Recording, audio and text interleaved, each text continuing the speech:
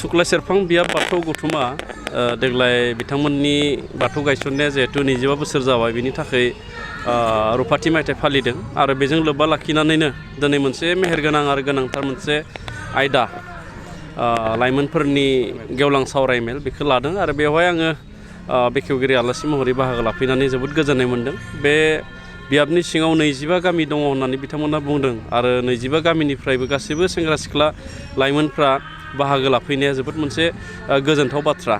ओरैनो जोंनि लाइमोनफ्रा धोरोमनि बिथिंनि फारसे एसे गोसो गैयैखौ जोङो नुयो, नाथाय बेहाय फैनानै आं नुफैबाय बिथांमोना धोरोमनि फारसे एसे गोसो होदों आरो बेखायनो आं बिथांमोनखौ खावलायदों, बियाबनि दैदेनगिरि गासैखौबो खावलायदों, गामि आफादनि दैदेनगिरि बिथांमोनखौ खावलायदों जाहाथे बिथांमोना बे मोनसे आबहावा सेंग्रा सिख्लाफोरा जेरै धोरोमाव गोसो होदों बे आबहावाखौ जाहाथे कन्टिनिउ खालामो आरो गामियाव सानफ्रोमबो नङाब्लाबो सप्तायाव खनसेब्लाबो लाइमोनफोरखौ लानानै धोरोमनि अनगायैबो गुबुन गुबुन आयदाखौ लानानै जाहाथे सावरायनाय हाबाफारि बिथांमोना खालामलाङो, आर'ज खालामनाय समावनो मोनसे आयदा लानानै खालामलाङो आरो अब्लाना दानि जा लाइमोनफोरनियाव मोनसे बदनामा सिखारबाय थादों जे लाइमोनफ्रा गाज्रि थासारिजों थांदों, लाइमोनफ्रा गाज्रि मोनसे बारहावाजों गोरलैयै गोरोबलाङो, बे मोनसे थासारिखौ जोङो निस्सय हमथानो हागोन। जों नुबाय मंगलबार गोथार सान जेरै बै दिनखालि खिन्थु लाइमोनफोरखौ जों आर'जफोराव थांनाय नङा, बिथांमोननिसिम मा खावलायदों? बेवहाय मोननै खारन दङ। मंगलबारा ओरैनो जोंहा हलिडे नङा आरो गुबुन गामिफ्रा बा बांसिन गामियानो फुंबिलि समाव आर'जखौ जिरायनो हाया, जायनि थाखाय जोंनि लाइमोनफ्रा स्कुलाव थाङो, कलेजाव थाङो, गुबुन गुबुन खामानियाव थाङो।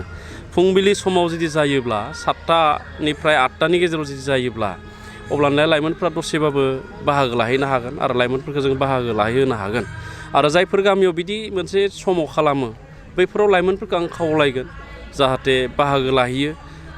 आर'ज खालामनाया, थानसालियाव हाबनाया गाज्रि बाथ्रा नङा, मोजांसो। आर'जजों लोब्बा थायोब्ला, धोरोमजों लोब्बा थायोब्ला कनफिडेन्स लेभेला बारियो आरो गावनि सायाव फोथायनाय, गावखौ दैदेननाय जि रोंगौथि नाङो बेखौ मोनो। आं बेखायनो खावलायगोन गावबा गावनि थानसालियाव लाइमोनफ्रा जाहाथे दान्दिसे समब्लाबो नुजाथिहोयो। जों माने जिहेतु धोरोम सावराय माने जायखौ थिलिनानु गोथार थानसालि होनना जायखौ जों बुङो, बेहाय जोङो माखासे लाइमोनफोरखौ लानानै आबादारियानो जा, गेलेमु बिथिङावनो जा, सोलोंथाइ बिथिङावनो जा, बेफोरखौ मोजां गुवारै सावरायनो हाया नामा? हायो सावरायनो। आं बेखायनो खावलायदों जे थानसालिया मोनसे इनस्टिटिउसन, जोंनि बर' समाजाथ' धोरोमजोंनो दैदेनजानाय, दा बेखायनो धोरोमनि दैदेनगिरिफ्रा जेरै लाङो समाजा ओरैनो थाङो आरो दाफ्रोमबो गामियाव, गंफ्रोमबो गामियाव जिहेथु दायो बाथौआरिफोरनाबो थानसालि दंसै, बे थानसालिफ्राव मंगलबाराव खनसे जिहेथु आर'ज गाबखायो, दा बे मंगलबार खालिनो आर'ज गाबनायजों लोगोसे मोनसे आयदानि सायाव बा सप्तायाव मोननै आयदानि सायाव जाहाथे सावरायमेल लायो।